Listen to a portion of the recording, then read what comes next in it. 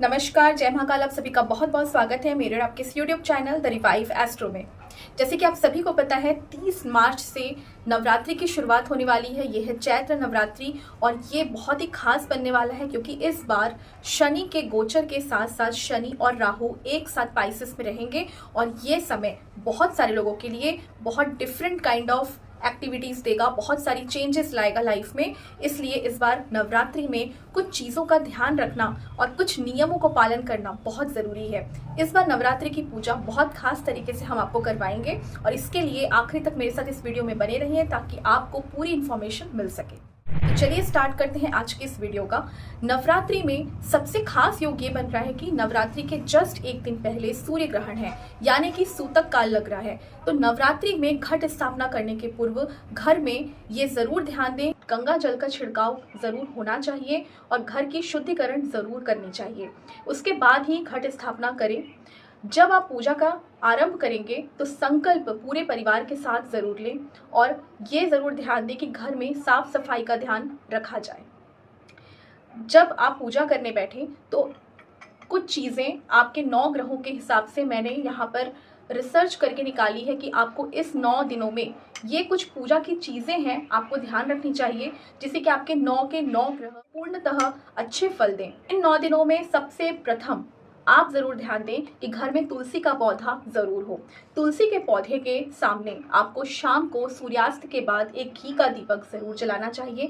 घी का दीपक जलाने से आपको घर में अगर वास्तु की किसी भी तरीके की प्रॉब्लम है, वास्तु दोष है, तो ये जरूर पूरी तरीके से दूर हो जाएगी। तुलसी का पौधा एक ऐसा पौधा है जो घर में जब हम लगाते हैं तो घर में नकारात्मक शक्ति या ऊर्जा जो भी प्रेजेंट है, इन चीज़ों को ये दूर कर देता है।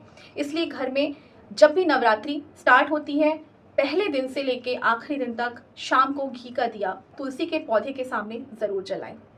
दूसरा उपाय उन सभी लोगों के लिए जिनके घर में कलेश है, पारिवारिक अशांति है, बहुत सारे हेल्थ प्रॉब्लम्स चल रही है और साथ में घर में उन्नति के रास्ते बंद हो चुके हैं। जरूर ध्यान दें कि आपको पूजा में एक लाल चुनरी जरूर चढ़ानी चाहिए। लाल चुनरी चढ़ाने के साथ साथ आपको श्रृंगार के जो सामान होते हैं, श्रृंगार की जो चीज़ें हैं, ये भी ज़रूर इंक्लूड करनी चाहिए। श्रृंगार की चीज़ों में आपको चूड़ी, बिंदी और सिंदूर, काजल, ये सारी चीज़ें जो भी आपको मिले, ये सारी चीज़ें इंक्लूड ज़रूर करें। जब भी आप ये श्रृंगार की चीज़ें माता को चढ़ाते हैं तो ये ज़रूर इंश्योर करें कि ये शुद्ध हो, गंगा जल के साथ वॉश करके या थोड़ा सा उसमें स्प्रिंकल करके ज़रूर चढ़ाएं।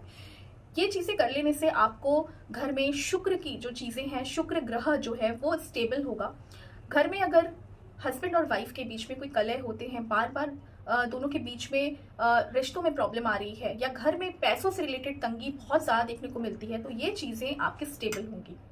और तीसरी चीज़, अगर घर में किसी की हेल्थ बहुत ज़्यादा खराब है, बहुत लंबे समय से किसी को हेल्थ की इशू चल रही है, तो आपको प्रथमा से लेकर नवमी तक ये उपाय ज़रूर करना चाहिए।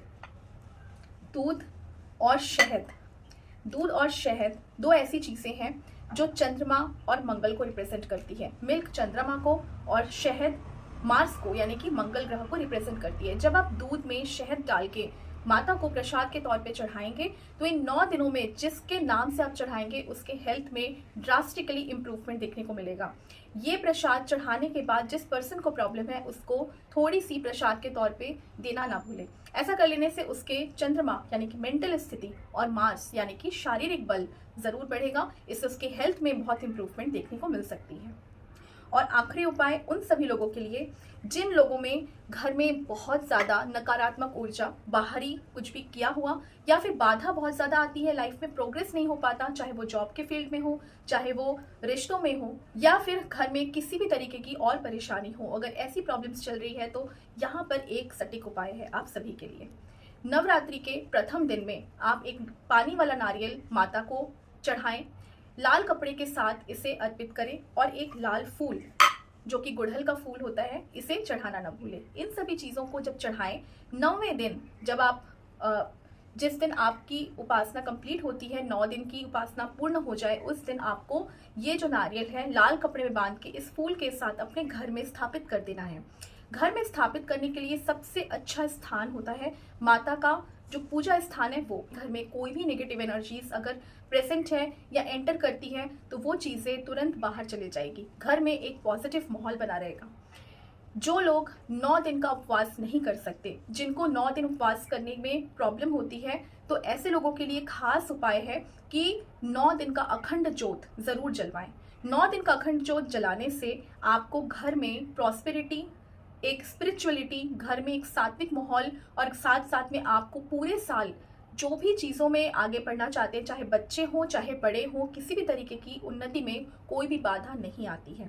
घर में अखंड ज्योत अगर आप नहीं चला सकते तो रिवाइव एस्ट्रो की ओर से ये खास अरेंजमेंट किया गया है कि आप सभी के लिए आप अपना नाम और गोत्र दे देंगे, आपके नाम से अखंड ज्योत जलवाई जा रही है।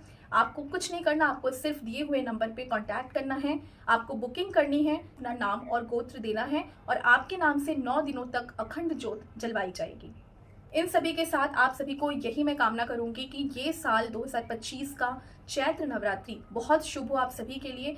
आप सभी बहुत अच्छी तरीके से नवरात्रि की सारी उपासना, पूजा और नियम जरूर अच्छे से करें, क्योंकि ये साल थोड़ा सा भारी है शनि के ट्रांसिट और शनि के पिशाचनी योग बनने की वजह से, जो कि 51 डेज का पिशाचनी योग बन रहा है, इसके वजह से ये समय थोड़ा सा भारी है। इसलिए उपाय बहुत अच्छे से करें ताकि आपके घर में या घर के आसपास में जो भी लोग हैं उन सभी को इसका फायदा जरूर मिलता रहे।